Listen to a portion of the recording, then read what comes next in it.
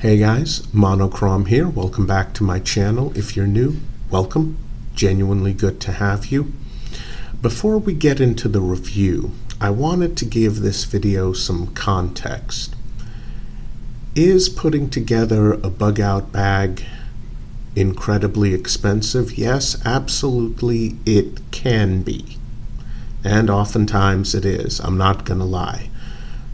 A really good quality bug out bag, we're talking several hundreds of dollars, maybe even a couple of thousands of dollars.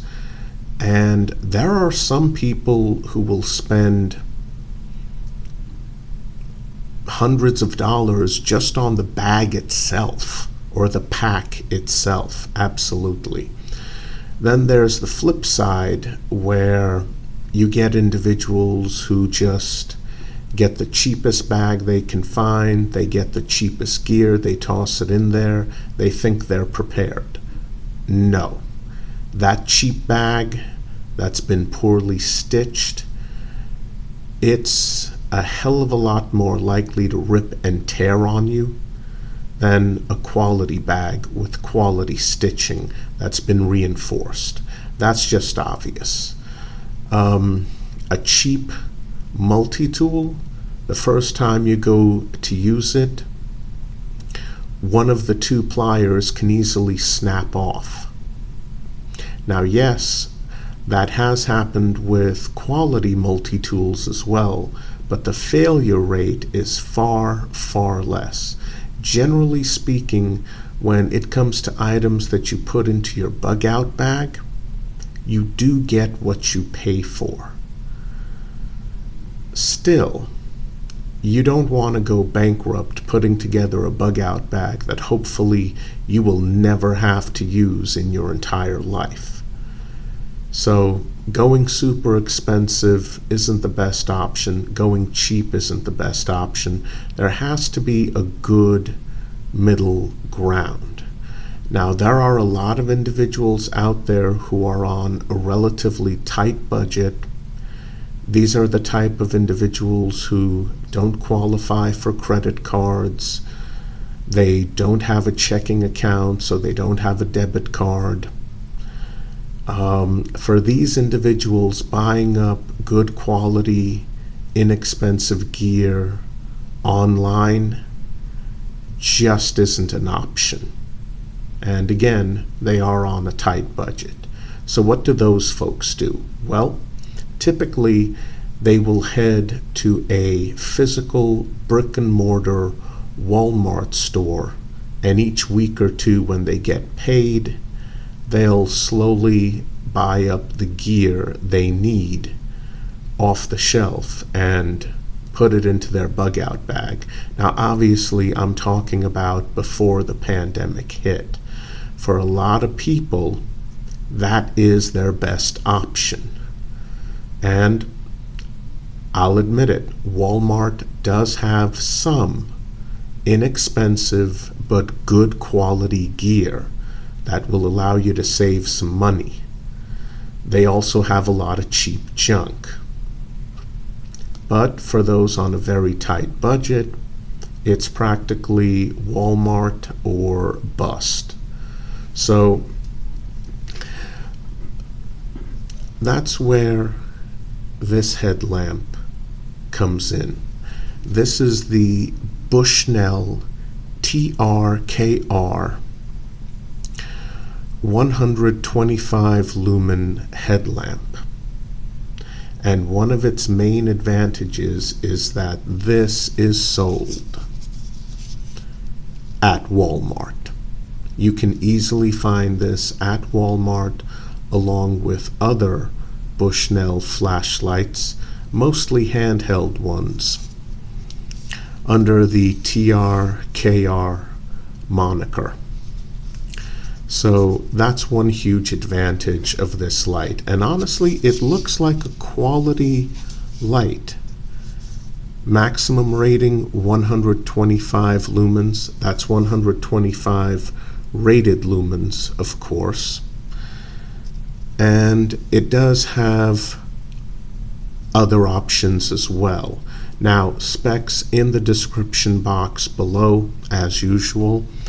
So that's one advantage. Another advantage is that this does not have a battery pack on the back of the headband, and the headband itself is one of the best I've ever used. Very comfortable. So that's another advantage. No battery pack here. The batteries go here, and instead of being an oddball number such as your typical 3 AA powered headlamp, this headlamp with its ratcheting action, so you can look forward or position it downward, another advantage. This headlamp, there we are, runs off of 2 AAA batteries. That's right, 2 simple AAA batteries, a nice even number, definitely another big plus for this headlamp from Bushnell.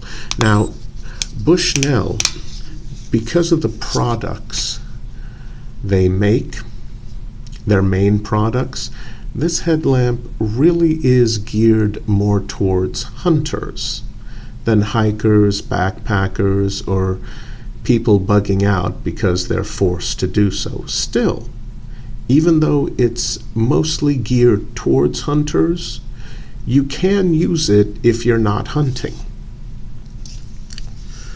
Now, I'll show you the modes. There's 2 buttons, a main black one and a secondary orange one.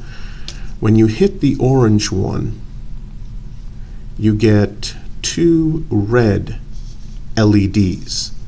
Now, these red LEDs are rated for 11 lumens, but oh my goodness, they seem a hell of a lot brighter than that in person. They really do. And unfortunately, there's no way to only switch on one of the 2 red LEDs to help preserve your night vision. I mean, for a red LED option, this is incredibly bright.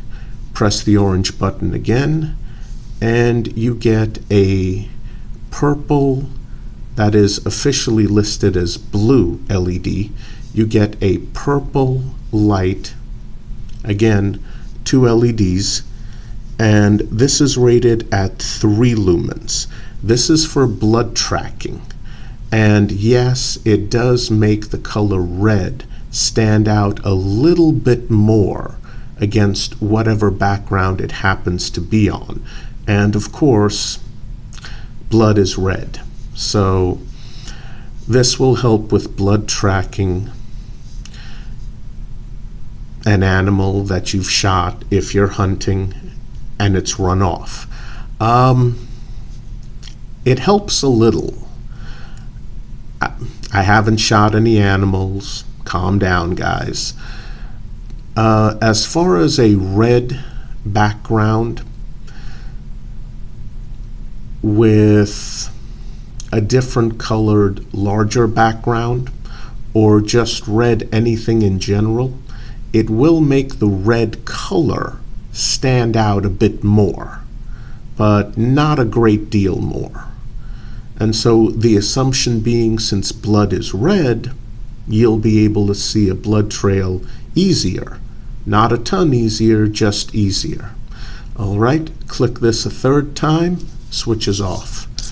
The main 125 rated lumens, hit the black switch, there's your 125 on the first press. Hit it again and you get a lower setting of 34 lumens. Now, quite frankly, the UI for the white LED is ridiculously backwards. It is. Honestly, you hit the switch once, maybe you're in your tent, you want to take a look at something, and you get 125 lumens, and you temporarily blind yourself. Not good. In order to get the lower setting, you have to hit the switch twice, which makes no sense. On a headlamp, you want that low setting first. But okay, that's the user interface. It's not programmable. And hit the main switch a third time, switches off. Now, I don't recommend this light. I don't recommend this headlamp. Why? Because a few issues have cropped up with other individuals who have bought it. The main issue is parasitic drain. Parasitic drain is when you put batteries into a flashlight or headlamp. You switch the light off, but the light very, very slowly keeps draining juice out of your batteries. So in a couple of days, a fresh set of batteries are going to be drained completely and the light won't switch on. So that's a huge problem. You can't leave batteries in this light and just expect it to work. You toss in a fresh set of batteries here and you go to check it a few weeks or a few months later, this thing's going to be dead because of the parasitic drain issue. Another issue, I haven't experienced this myself, but others have complained greatly that if you have the light switched on at 125 lumens, the white light, that it tends to switch itself off after about 10 minutes, maybe 15. Not on every example of this light, but enough where that's a real issue. I mean, if you're using this light, you're out in the middle of the woods, you've got the highest setting switched on, and then all of a sudden, this thing switches itself off in the middle of the night with zero ambient light around you, yeah, you're screwed. That is not acceptable. Like I said, I haven't experienced it, but a lot of other people who have purchased this light, they've definitely experienced it.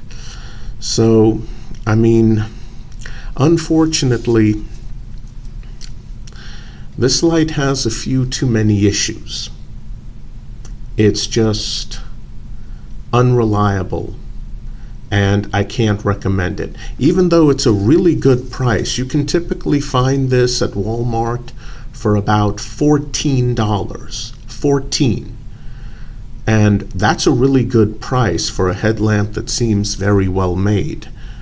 And as far as construction, it's quite good, but it's just unreliable because of the parasitic drain issue and the fact that on the high setting, it might switch itself off.